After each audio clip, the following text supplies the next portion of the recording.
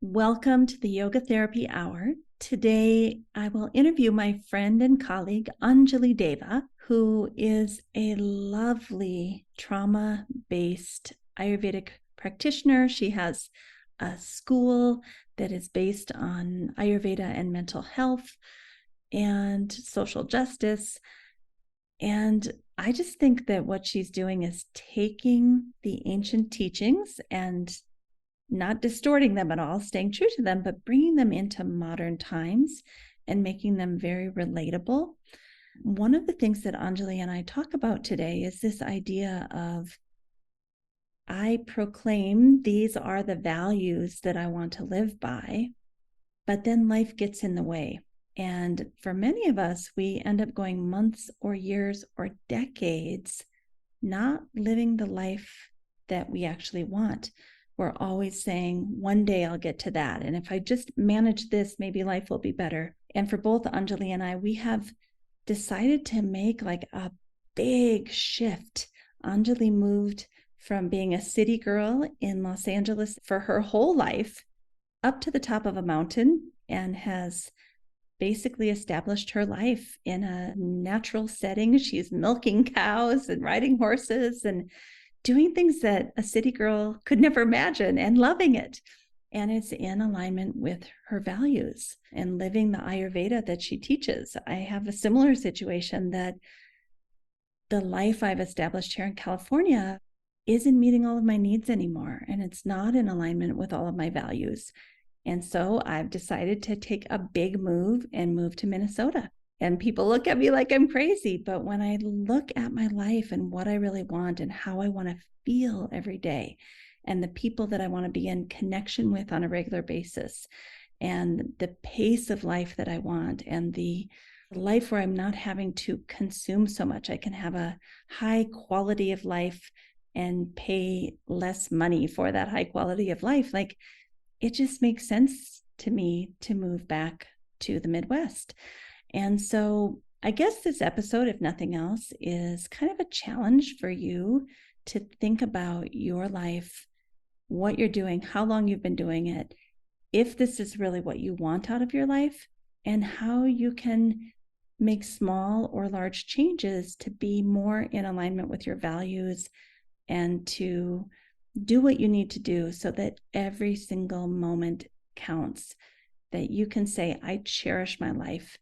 It's going in the direction that I want. And, for many of us, we had to think about this for many years before we made the actual change. I know for both Anjali and I, when our mothers died, it was like a really wake up call for both of us, in addition to other things that have happened in the pandemic. But it took a few years to really say, yes, I am committed to this. I'm doing this. I'm taking action. So we're not saying that you need to just run out the door and make a big change, but we are asking you to think about your life. And in that framework, using Ayurveda, yoga therapy as kind of the framework to determine what's important to you and how you want to feel each day and who you want to spend your time with. And if you want to be regulated and in balance more often, those types of questions. So I welcome you to this interview.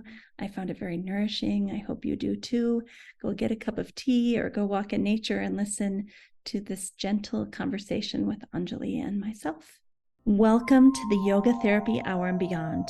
This is our way of spreading inner peace, joy, understanding, compassion, kindness, and comfort, not only to yourself, but to the world. We at the Yoga Therapy Hour and Beyond are so happy to have you listening. Now let's get started and get right into our guest today.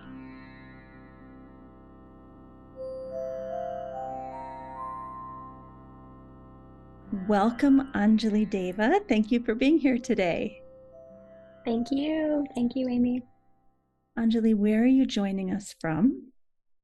I am joining from a small town in California in the mountains called Idlewild. We are in Southern California. We're above Palm Springs, but we sit at almost 6,000 feet elevation. A beautiful place for anyone who wants to visit California. So, Anjali, you and I have this common love of yoga and Ayurveda around mental health, around trauma, around joy and grief.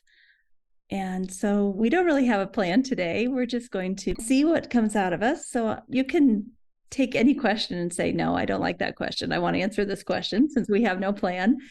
But I think sometimes these are the best discussions because they are very organic and they are, what's alive in the moment instead of kind of a pre-planned schedule that we're going to try to stick to. So I'm excited for the challenge. How about you? Up for it. I'm totally up for it.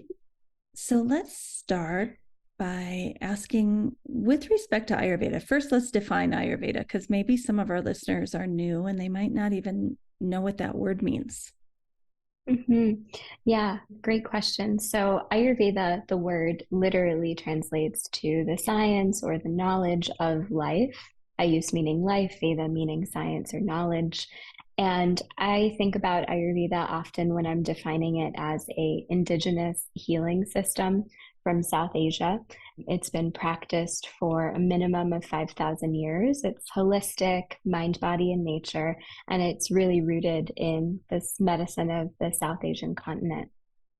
How would you say it's similar or different to traditional Chinese medicine? Because what you just said, I could see people saying, oh, is that like acupuncture? How would you say it's similar or different? Yeah, it's a great question. They're actually similar in a lot of ways. They're similar in that they are rooted in the elements.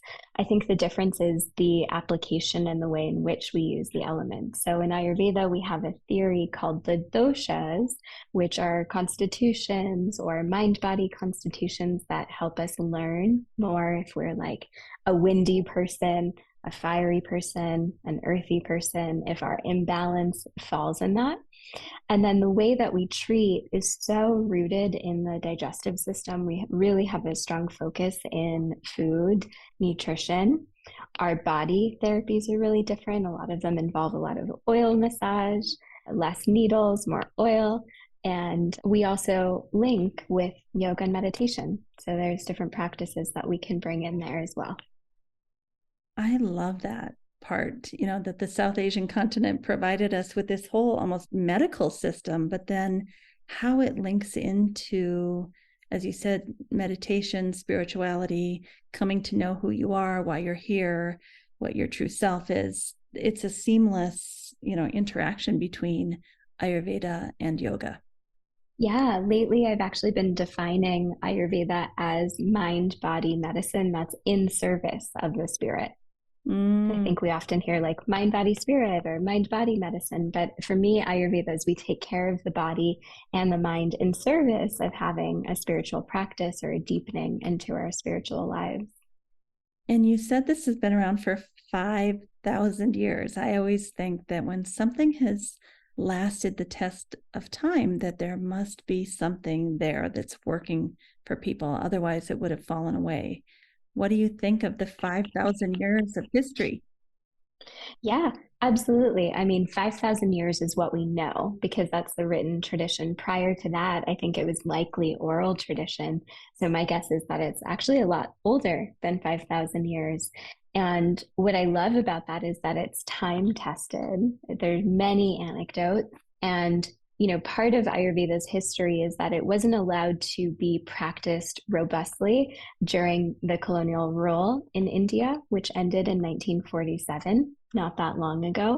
So a lot of Ayurveda is having a revival and it is getting researched, it's being brought back to life. And I think there can be some skepticism towards indigenous medicine because it doesn't have the same scientific rigor.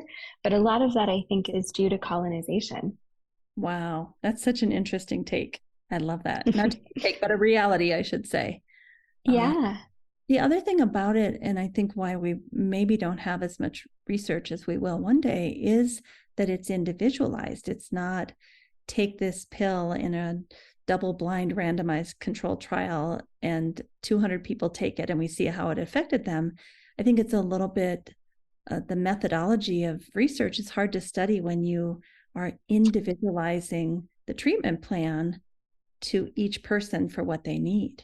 100%. Yeah. And that's something that Ayurveda does really beautifully. I think that we are really good at seeing an individual constitution and saying, anxiety in a person who has a lot of air in their constitution is going to manifest very differently from somebody who has a lot of fire. So we're going to treat that differently. And it doesn't mean that like our one herb, ashwagandha, is good across the board for anxiety. It really depends on that person, how strong their digestive system is, how stressed they are, what their home life is like, what environment they live in. All of these play different roles in how we treat an imbalance in a person.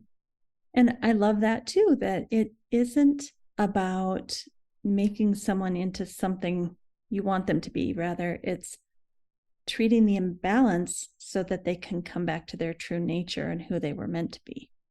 Yeah. And as far as I know, Ayurveda is the only system that has that difference between a prakriti and a vikriti. So your birth constitution and the ways you go out of balance. So even in other indigenous medicine systems that I've looked at, it seems to me, and I could be wrong, but it seems to me like that theory is really unique to Ayurveda, that we have who you are and then the ways that you go out of balance. And I Wow. think that that's really fascinating. It gives us a roadmap back to like, okay, who are you at your core? Who are you when you're not stressed? Who are you when you feel vibrant and alive and happy and joyful? That gives us a lot of indication. And I think it speaks to we are already whole and complete. We may just have some layers of imbalance. And Yeah. so I love that. You already have everything you need. It's just finding it again.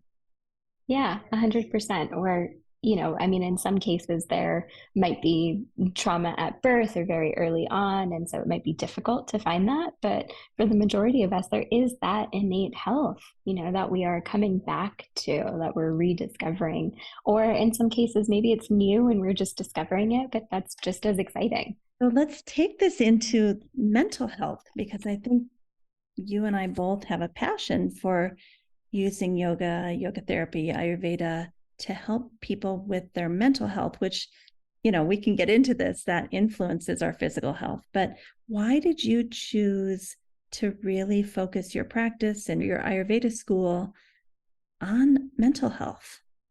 That's a great question, and it's multifaceted. One, we don't separate body and mind in Ayurveda. So mental health is health. Two, I think that there's like a growing epidemic of mental health illness in our modern world. And so when I graduated from Ayurveda school, I spent 7 years practicing Ayurveda in an integrative psychiatry clinic. And I've just always had a love for psychology, for psychiatry, for understanding how the mind works. And I think because, I have two parents who, though in very different ways, were really interested in how their minds work. One studied yoga, one followed addiction. But for me, it always led to this inquiry of how do we take care of our mental health? Why is it so important? And Ayurveda really gave me a lot of answers, and caring for my mental health through my digestive system. What we eat impacts how we think. Through our lifestyle practices, how we are living every day impacts our mental state. And I was really fortunate to learn and study trauma at the same time. So for me, learning about trauma and learning about Ayurveda went together.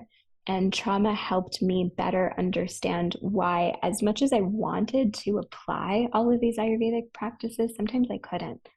My nervous system would be so hijacked by experiences that I was having or past traumas that as much as I wanted to wake up at 5 and meditate and eat clean food and do all the things, I couldn't. And so for me, this blending of trauma and Ayurveda, which I think Ayurveda has always had an understanding of, but the new language helps us deepen our understanding, really taught me a lot about how Ayurveda can help us heal and also where sometimes we can be limited. I love that you said that because I would guess most of the people that come to yoga therapy and or Ayurveda, we give them all of these lifestyle guidelines, we give them daily practices. And like you said, they're not able to apply that. And what I just heard you say is it's possible that because of trauma, our nervous system is hijacked, and therefore it makes it almost impossible to make those behavioral changes. And people start to feel like a failure.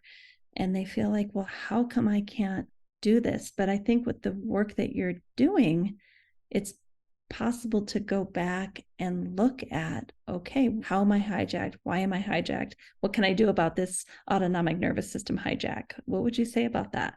Yeah, 100%. I teach trauma-informed Ayurveda often, and what I say is that it's not what we're doing in Ayurveda that we need to change, it's how we're doing it.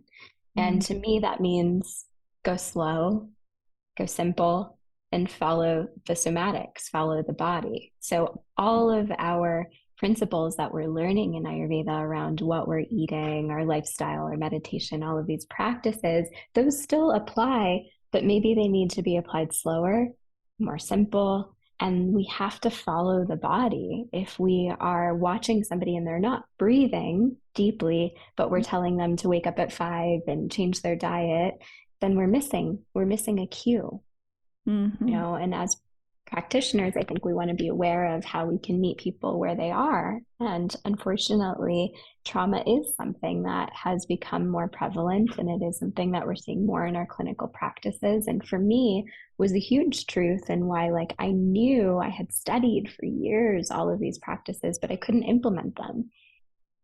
I think we see that so often. I was just talking to a potential student for our school, and I said, you're going to learn this big toolbox full of things that you can use to help people. But the real art of it is to be able to choose the one or two things out of the 100 that are right for that person at this time in their life. So I said, it looks so simple. It looks like not a big deal, but it is actually very skillful to figure out what that person needs. 100%. And I think it's, I don't know the quote exactly, but something along the lines of, if you can explain it to a 5-year-old, you really know it.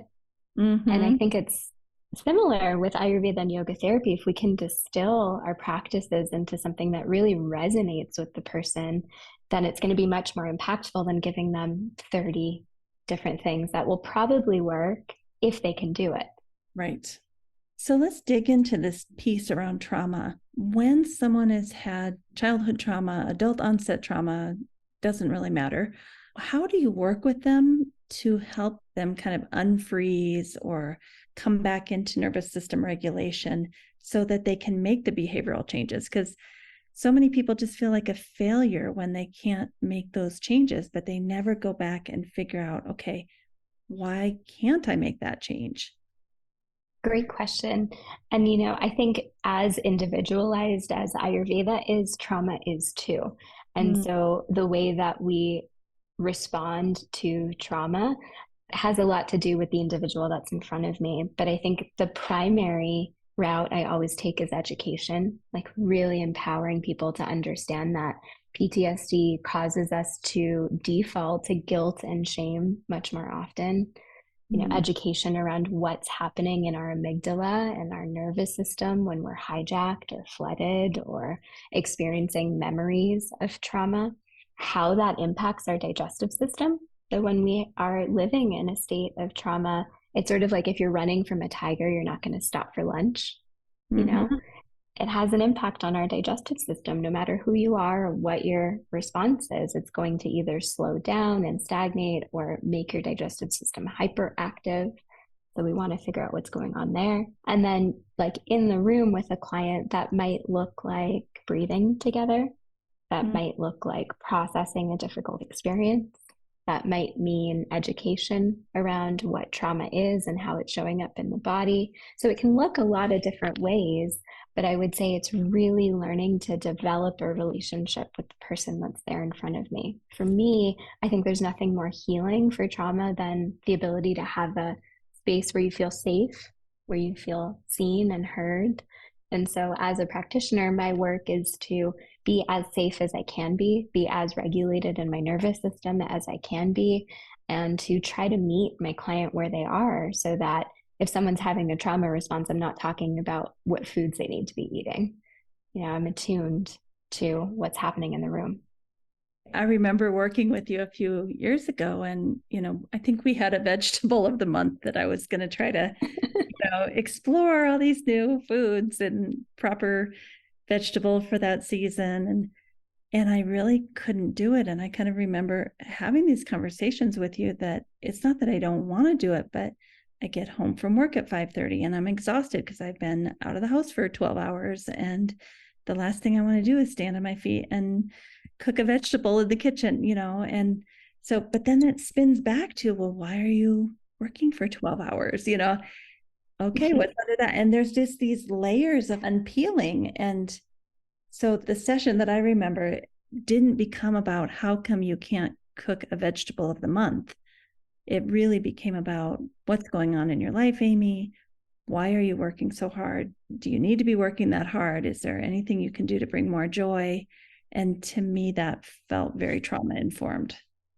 Yeah, thank you. I remember that as well. And I think that comes up more and more for me now, especially working with folks who are, BIPOC or LGBTQ and kind of thinking about how these systems make it really challenging for us to figure out what we really need and how to really take care of ourselves because we're so exhausted and so traumatized by systems in place that tell us that we're not worthy of eating a vegetable of the month, that it's more important that we work 12 hours a day than cook our own food. And so a lot of the work too is also having conversations around like, okay, what is my value system and how can I start to embody that? And maybe it takes me 5 or 10 years to get to the place that I need to be, but I'll be there on that journey with you. Mm-hmm.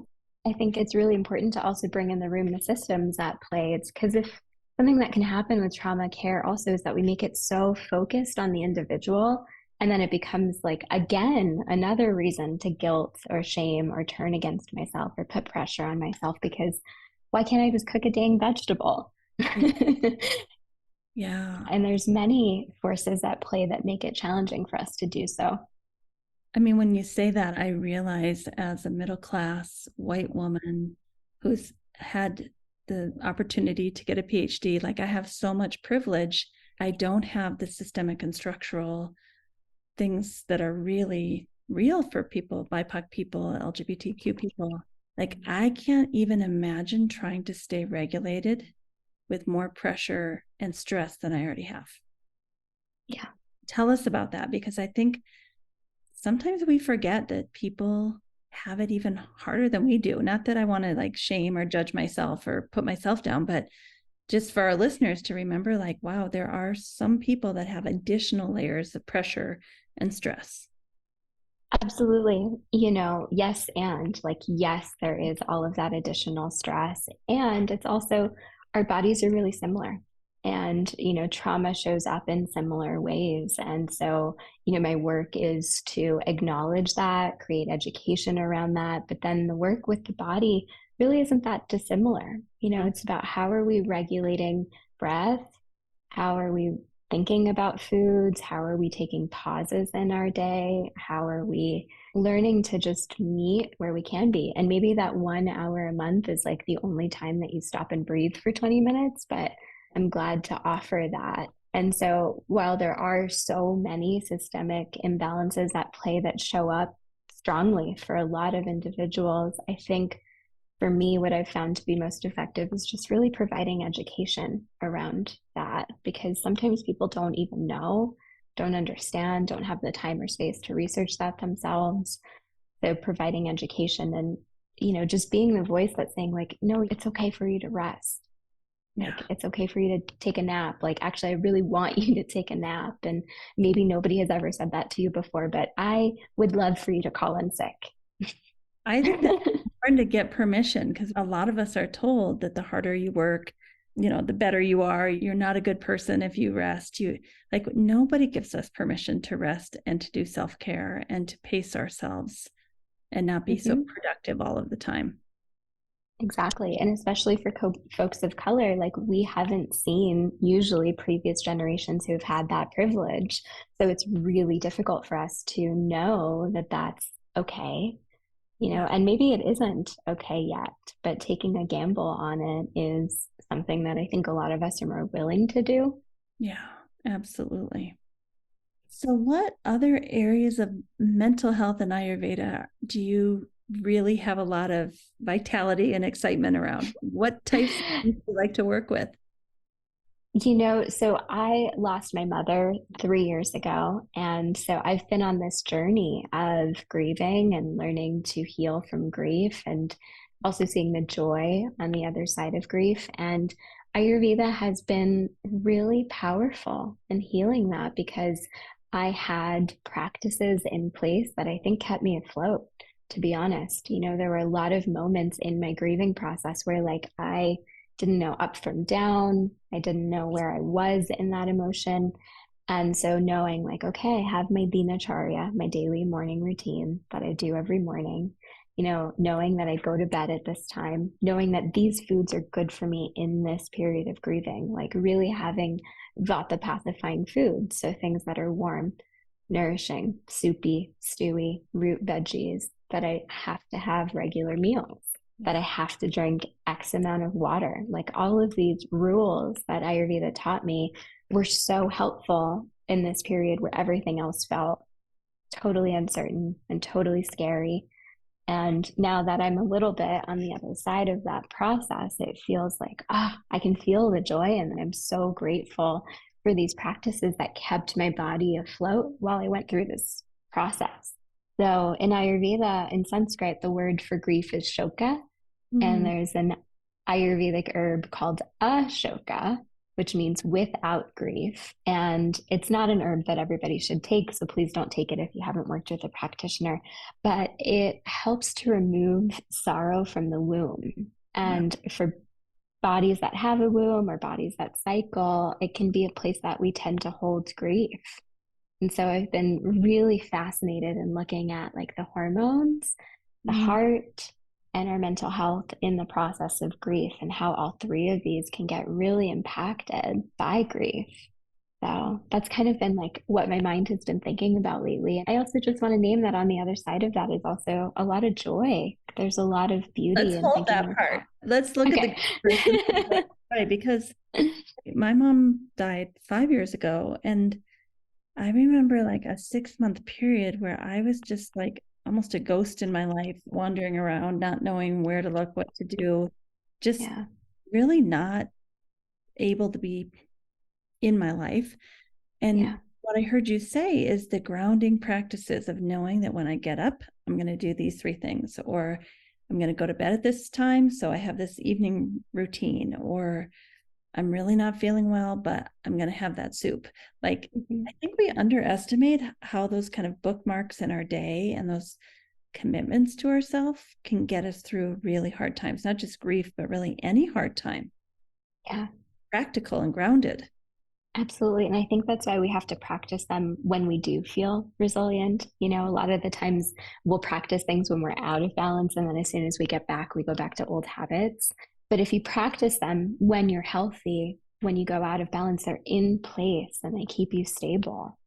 And I think that that's really important. So I took a course in Mexican traditional medicine a couple of weeks ago, and they have a term called susto, which means like a fright. So like you could have a shock or a fright, a susto, something that like kind of shocks or jolts your system. And that can happen to any of us at any time, right? And in Ayurveda, we would classify that as a vata imbalance, something that shocks or frights your system.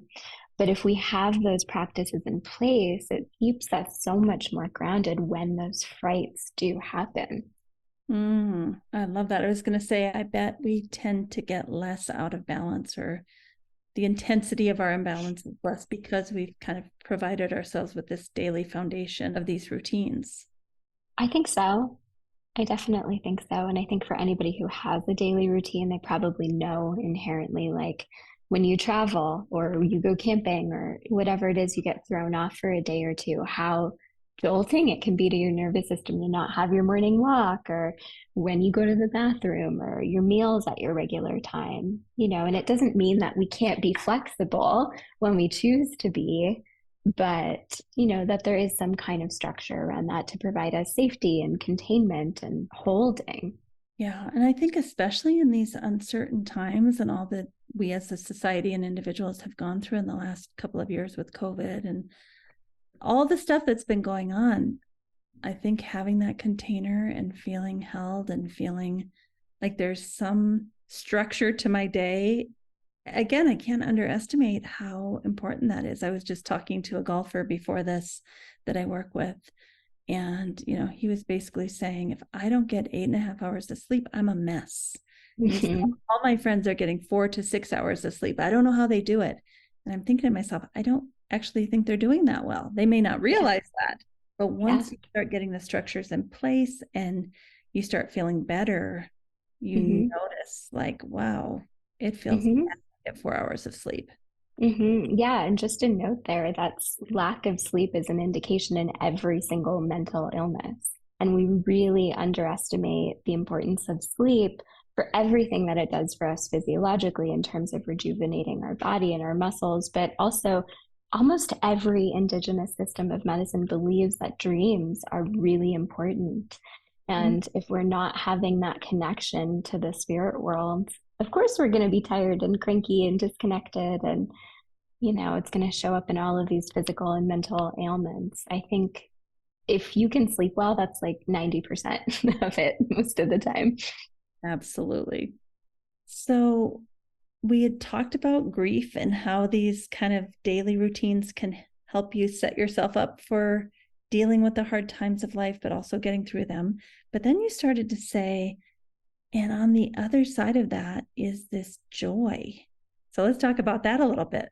Yeah, I don't know if you had this experience. Some people do, some people don't. But when I lost my mom, it really had me thinking about my own death and my relationship to my own death. And Pema Chodron's latest book, How We Live is How We Die, just really resonated with me of like, okay, our lives are really short. They're really, really short. And if we want to live our lives the way that we want to feel fulfilled. We want to feel joyful. We want to have meaningful relationships. We want to feel like we did good while we were here. Then we have to think about our deaths a little bit, in my opinion.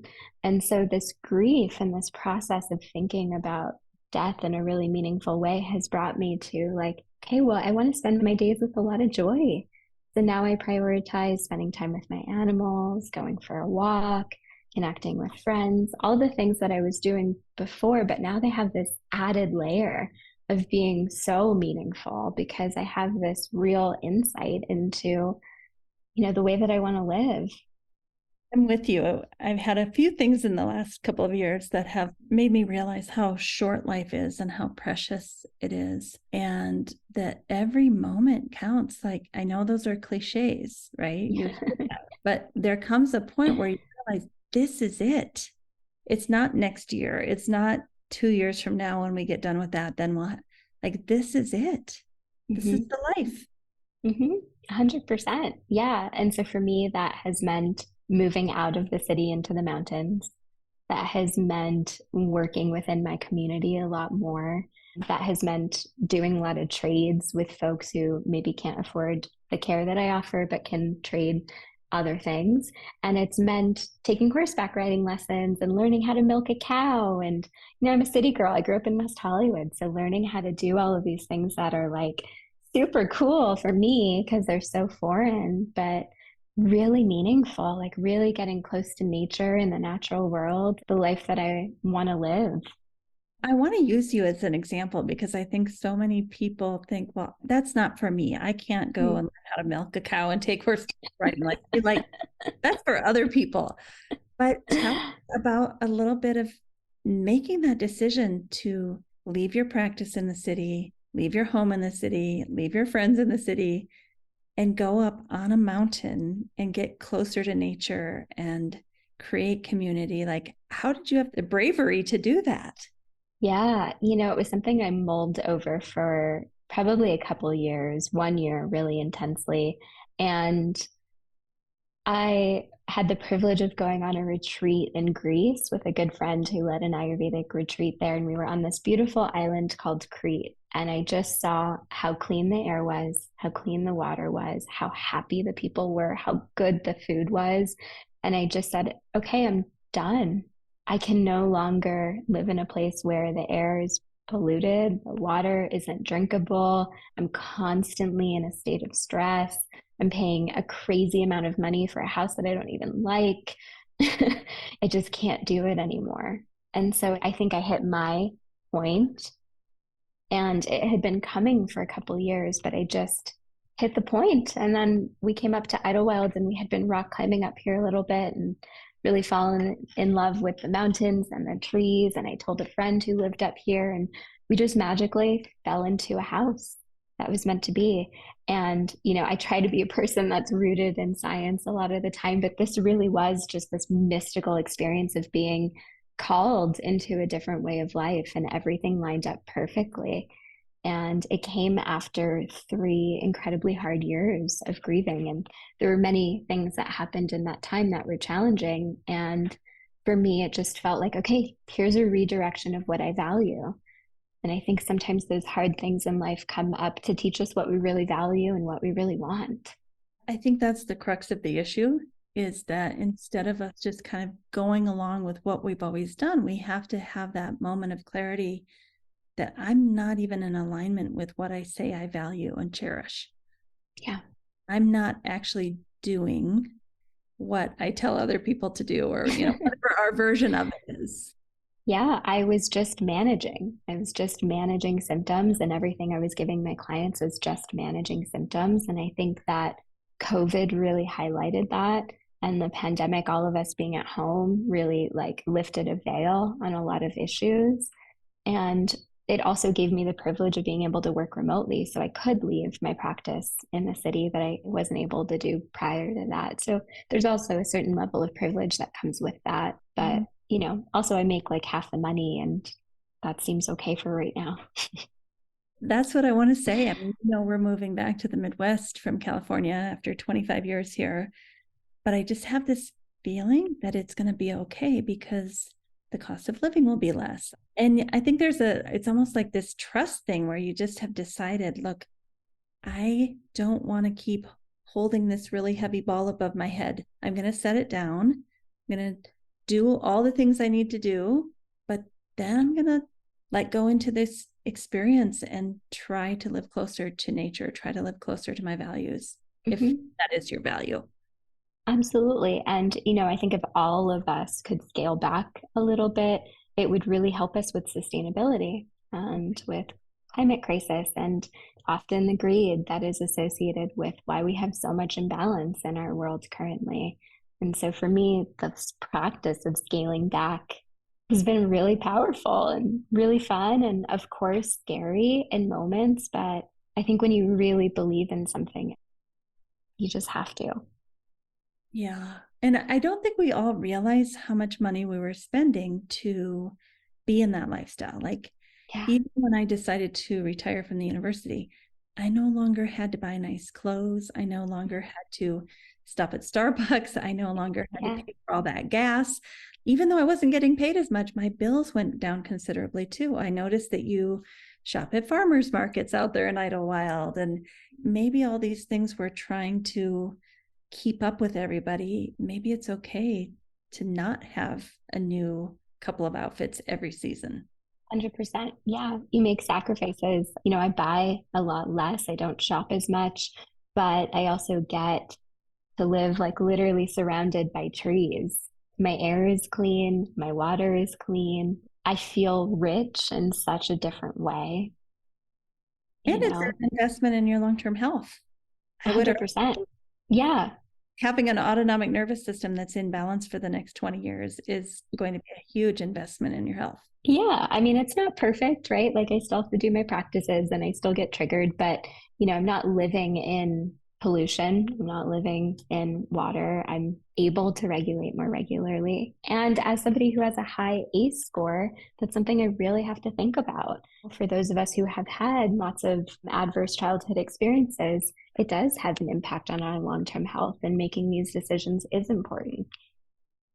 I find that with so many people who've had trauma, that living closer to nature just helps them to regulate their nervous systems more easily. Yeah, 100%. I've found that to be true. There's something about like really being in connection with the cycles. And, through Ayurveda, we're all a nature-based science and it's all about cycles. And I talked about it for years, but now to actually live in it is a whole different thing.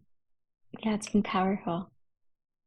So, if you were to give a message to our listeners about maybe 3 things they could do to improve their mental health? I know I'm just throwing questions at you, but like Yeah. 3 basic things that if they could give these things a try, it may help to be more regulated, to feel happier, to feel more joy, to work through the grief. Are there 3 things that you could share with us?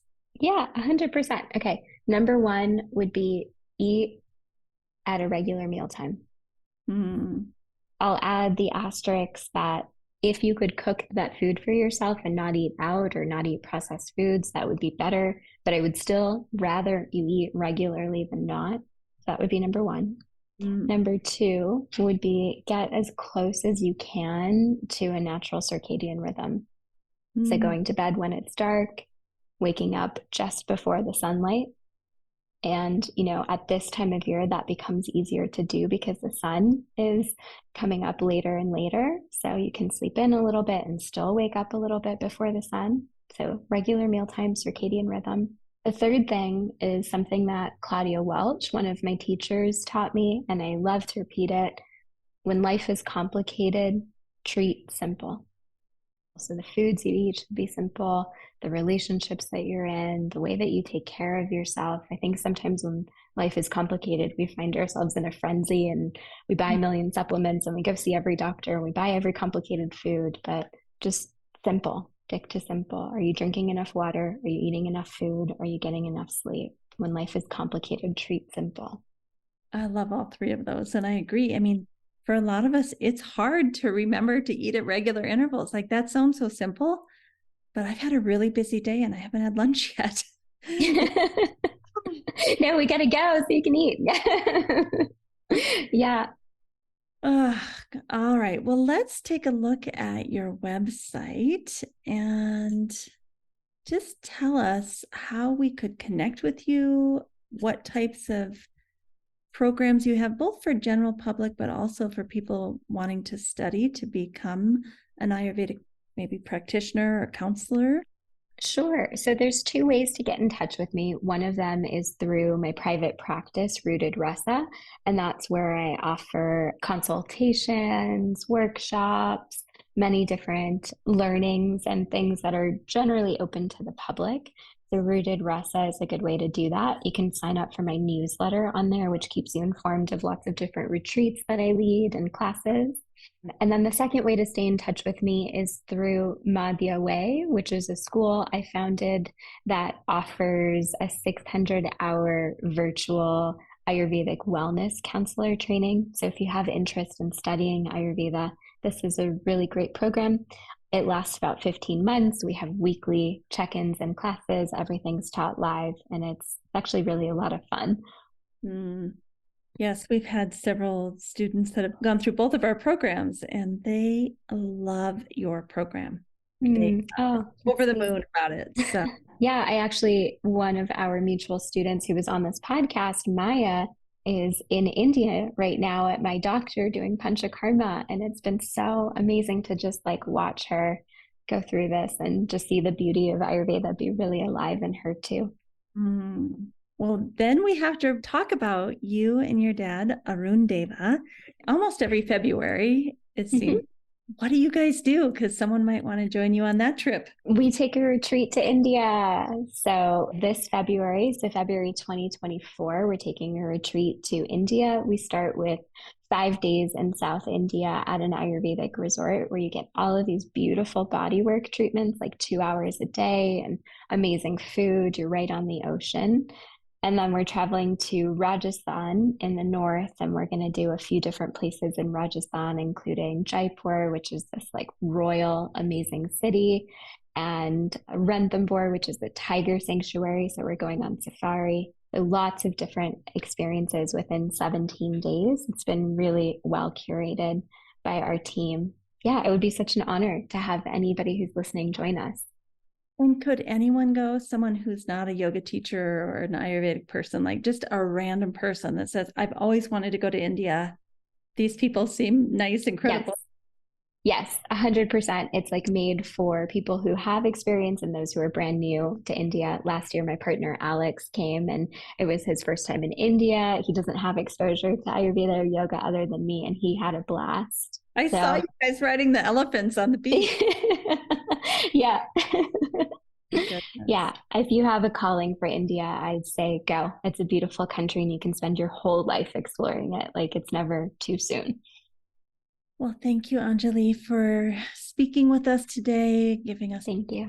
practical things we can do. And I think maybe what we will leave here with is this idea of what are my values? What do I say I want in my life?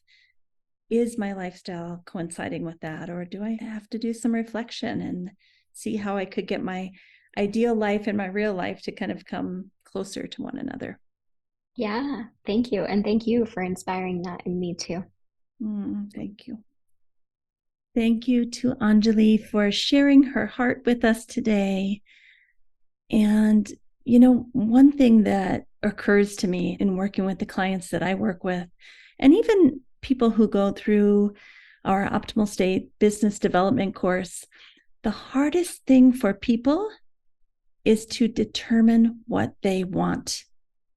I know that sounds strange. I know that seems like it would be obvious, but when I work with clients one-on-one and when I coach people, getting them to really say, this is who I am, this is how I want to feel, this is how I want to spend my days, the difference I want to make in the world, that is really hard. Those are the fundamental questions of being human that philosophers have studied for millennia.